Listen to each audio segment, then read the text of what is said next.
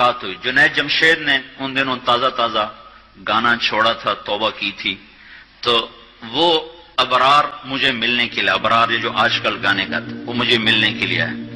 تو ہم ایک گھر میں تھے، تو وہ اشفاق صاحب کہنے لگے کہ میں اس تبلیغ کے کام سے متاثر ہوا انگلینڈ میں، کہ ہم ایک پارک میں بیٹھے تھے، ایک جماعت آئی تبلیغ والوں کی، انہوں نے آ کے مغرب کی اذان دی، نماز شروع کر دی۔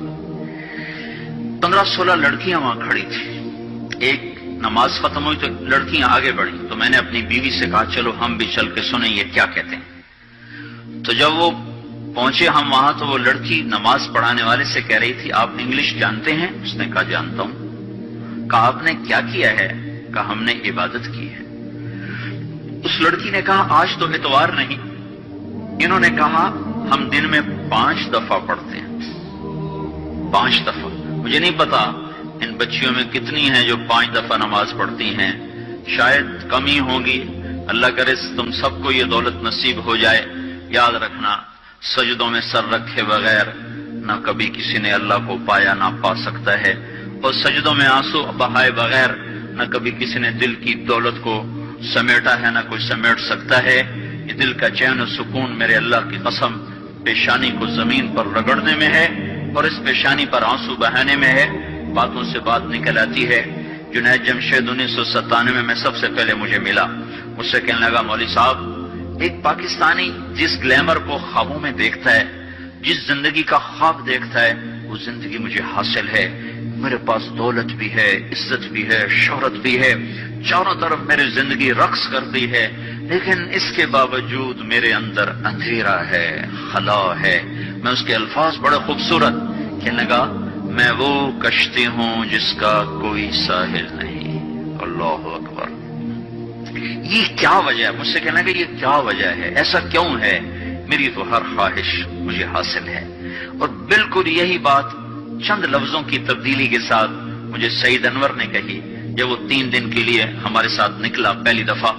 مجھ سے کہنے لگا میں یہ سوچا کرتا تھا عزت، دولت اور شہرت یہ میری زندگی کا مقصد ہے، صرف 22 سال میں مجھے سب کچھ مل گیا، عزت بھی، دولت بھی، شہرت بھی، لیکن دل اسی طرح پریشان۔ 100 بار چمن مہکا، 100 بار بہار آئی، دنیا کی وہی رونق، دل کی وہی تنہائی، تو رونق بھی ہے، بہار بھی ہے، پھر دل کیوں اداس ہے، پھر دل کیوں پریشان و غمگین ہے؟ کہ اس سوچ نے مجھے یہ مجبور کر دیا کہ میں نے مقصد کے انتخاب میں غلطی کھائی ہے۔ مقصد کے پانے کے بعد تو آدمی چین میں آتا ہے۔ مجھے اگر عزت، دولت، شہرت میرا مقصد ہے، مجھے مل چکا ہے، پھر مجھے چین کیوں نہیں، پھر مجھے سکون کیوں نہیں؟ تو مجھے پتا چلا کہ نہیں، مقصد زندگی کچھ اور ہے۔ میں نے کہا شکر کرو تمہیں جلدی پتا چل گیا، بعضے تو زندگی گزار جاتے ہیں اور انہیں موت تک نہیں ہوش رہتا کہ میں کیوں آیا تھا اور میرا کیا مقصد تھا۔ جو لوٹ آئیں کچھ کہنا نہیں، بس دیکھنا انہیں غور سے، جنہیں منزلوں پہ خبر ہوئی کہ یہ راستہ کوئی اور تھا۔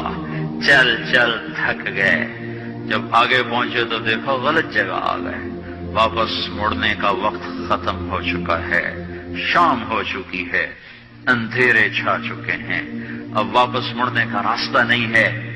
شکر کرو کہ اللہ تعالیٰ نے ہمیں ایمان کی دولت عطا فرمائی، اور تم 22 سال کی، تم جلدی 30 برس کی عمر میں ہی تمہیں ہوش آ گیا کہ نہیں میری زندگی کا مقصد کوئی اور ہے۔ اس نوجوان نے کہا ہم دن میں 5 نمازیں پڑھتے ہیں۔ اس لڑکی نے کہا یہ تو بہت زیادہ ہے۔ اس نوجوان نے کہا لمبی خیر بات ہو جائے گی، آخری بات بتاتا ہوں۔ تو جب وہ بات ختم ہو گئی تو اس لڑکی نے آگے ہاتھ بڑھایا کہ اچھا خدا حافظ۔ تو اس نوجوان نے کہا میں آپ کو یہ ہاتھ نہیں لگا سکتا۔ اس لڑکی نے کہا کیوں؟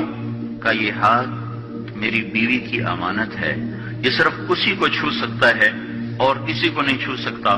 تو لڑکی کھڑی تھی، اس کی چیخ نکلی اور زمین پہ گر گئی، اور اس کی ہچکی